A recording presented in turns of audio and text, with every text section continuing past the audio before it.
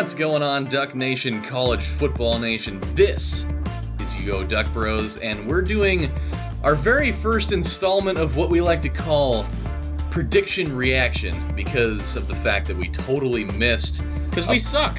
We missed about 3 weeks of doing these because life got in the way, and so that would really kind of make the purpose of doing like an actual prediction of a game that we've already seen not really worth doing. So what we're going to do is we're going to talk about what we were going to make our predictions as at the time of the game, and then we'll obviously go over the reaction and the review of said thing. And we're talking about Arizona and everything that was. So we're going to take a stroll down memory lane and drag you through the glass one more time. Yeah.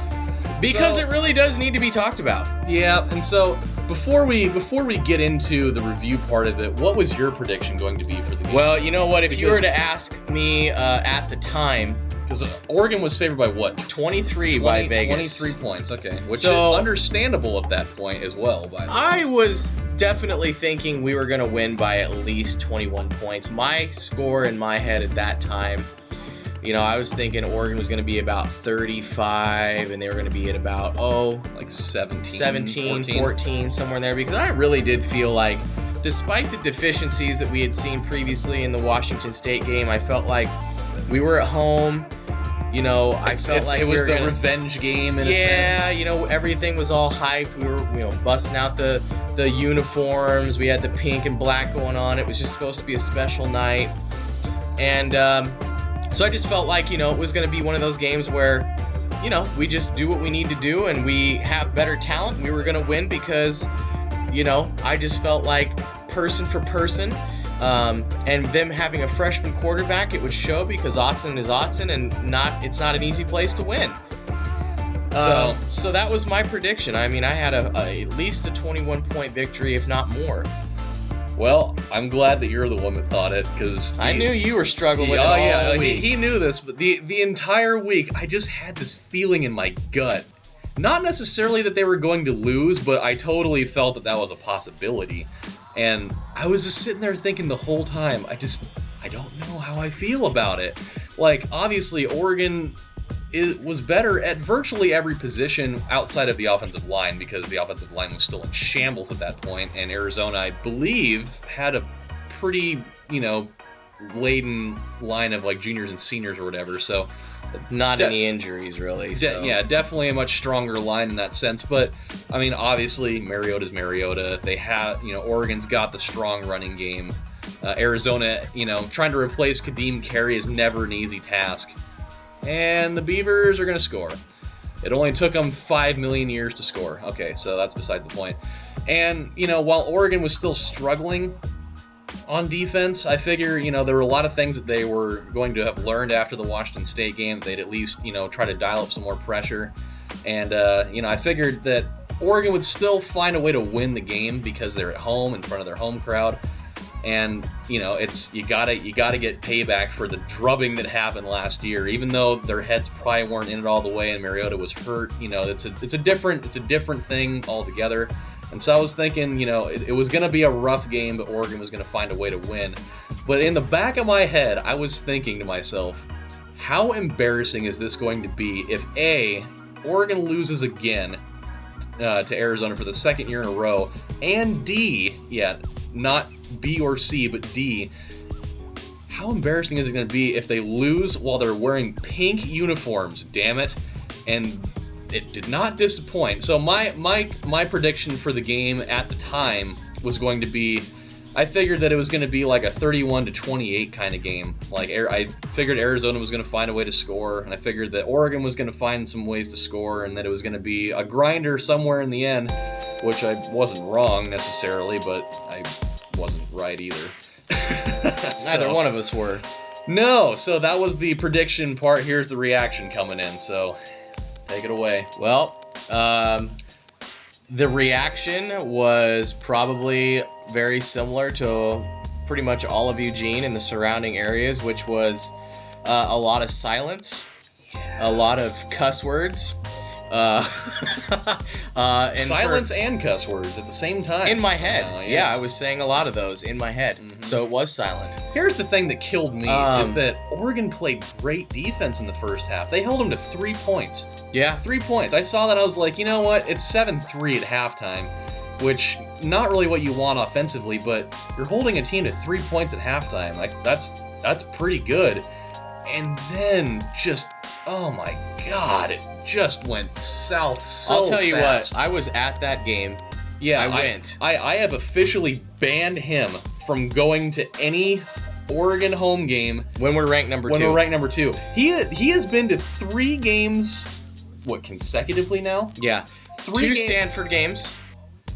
And now the Arizona game. Now, the first Stanford game was back in 2001.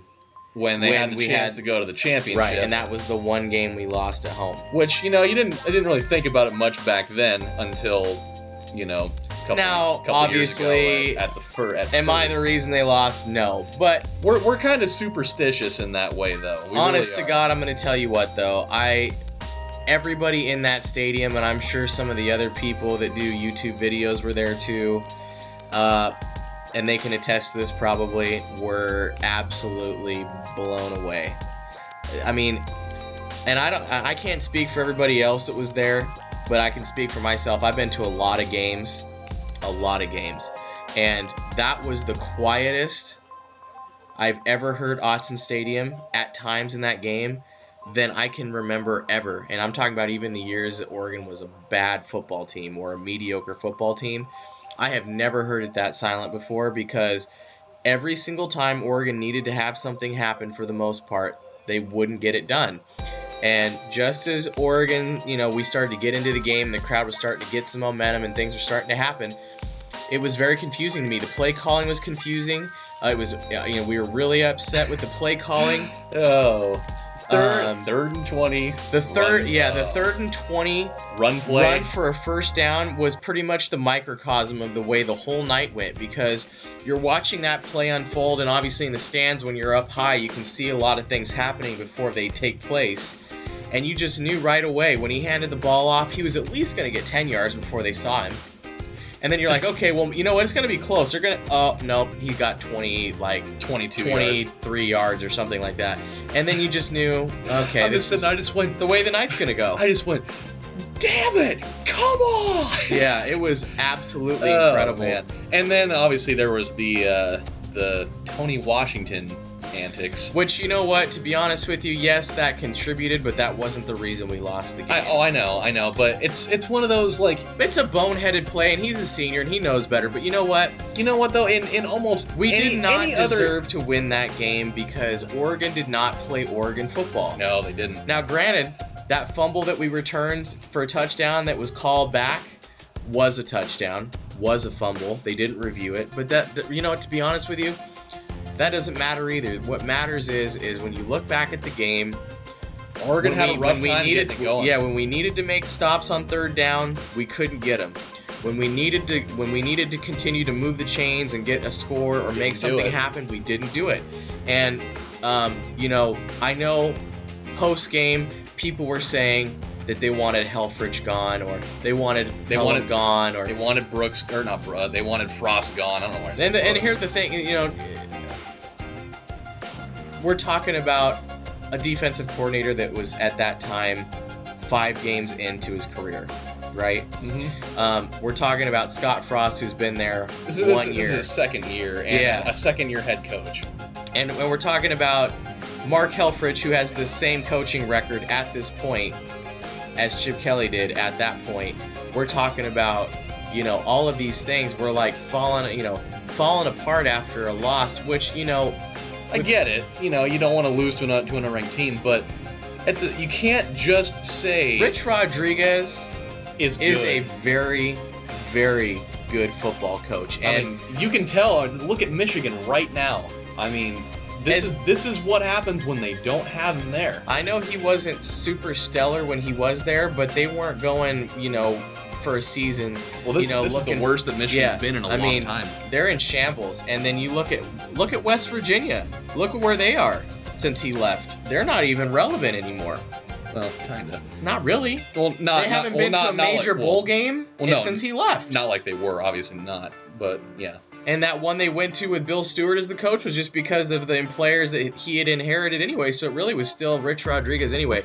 My point is, though, is we tend to get lost in the fact that we're Oregon and we've had a lot of success. We get kind of that entitlement. And it comes disease. with and I'm not saying all the fans are like that, but I'm saying probably the younger ones coming up that don't really know the history and can't really appreciate where we used to be are probably the ones more so feeling that way than we are. But even the older fans, I was sitting there listening to some of these guys, and they just absolutely could not believe it. And they were calling for Mark Helfrich to be fired, and they were, making these outrageous claims. And yeah, I had my doubts. I was more upset with Don Pelham than I was with anybody else because, they're not getting any pressure. They weren't doing anything to try and offset his ability to just sit there all day long and wait for somebody to get open. And, so that was mildly frustrating. But again, none of us are sitting in that seat, so we don't know what that's like. Mm-hmm. And so it was good for us to be able to take a step back and realize, A, the season isn't over. B, let's just continue to see how this thing plays out because we're better than that. We knew that. But props to Arizona because you know what? They've smacked us twice now. They came to play again. I mean, they're not afraid. And whether they have less talent or not is besides the point because when you put your players in a position to win, hey, it's anybody's game. They were very, very successful again. And the things that they burned us on were the things that we had practiced. And it was just inexperience versus experience on the field. Lack of execution. And we just didn't play well. And so that was the microcosm of the way the whole night went. It had the same type of feel to me as the 2012 Stanford game. You just knew that we were on the cusp many times of breaking it open and we were going to score and things were going to happen and we were going to turn it on at any point. You were waiting and waiting and waiting and it just never happened. It never happened. And so, extremely disappointing, extremely disheartening. And it was a long car ride home and there was not a lot said. And I didn't get on social media for a couple days and I didn't watch Sports Center for almost a whole week. On the upside, at least that just so happened to be the weekend, like the most monumental weekend of upsets in college football ever. We were lucky. We were lucky that was the domino effect that started everybody else because if it didn't, this would be a whole different conversation. They'd probably still be talking about it right now. Oh, yeah. I wouldn't doubt it. It was one of those things that you hate to see it, but at the same time, it's almost a good thing because you get there's so many young kids on this team, and one of the best ways to learn from things is from losing. Yep. Especially in a game that you were favored to win. Especially when you think about what is it that you really learn from winning. You learn more from what doesn't happen. You learn from the losses. You don't learn from the wins. What can we take away from the wins? Are easy, but when you have to look at yourself in the mirror and realize, okay, what did I not do to help this team win? How can I improve? That's when your team gets better. And so, being that it was an early loss, being that it was, with a lot of injuries, which we've heard the BCS committee, or not the BCS committee, the selection committee takes injuries into account and those types of things. I think it's going to help because I do believe as we continue to get healthy and as we go along in the season and we continue to hopefully continue winning, that'll work out in our favor because it didn't happen in November. It happened earlier on. So, we'll just have to wait and see. But obviously, very, very painful night. Yep, it was a toughie. So, at least it's out of the way now, and, that's just the way football is. You got to be able to... Saturday. Got to be able to move on. Or Thursday, apparently. Yeah. So, yeah, that's life for you. But that'll take care of it for this episode. Shouts to Arizona for being a pretty solid football team with as many young players as they have on it. And Scooby Wright is pretty good at the game of football. He's not bad. Yeah, and his name's cool. So, when we come back, we've got more stuff to talk about. So, until then, my friends, this has been UODuckBros saying thank you guys for watching, and as always, Go Ducks. Hey.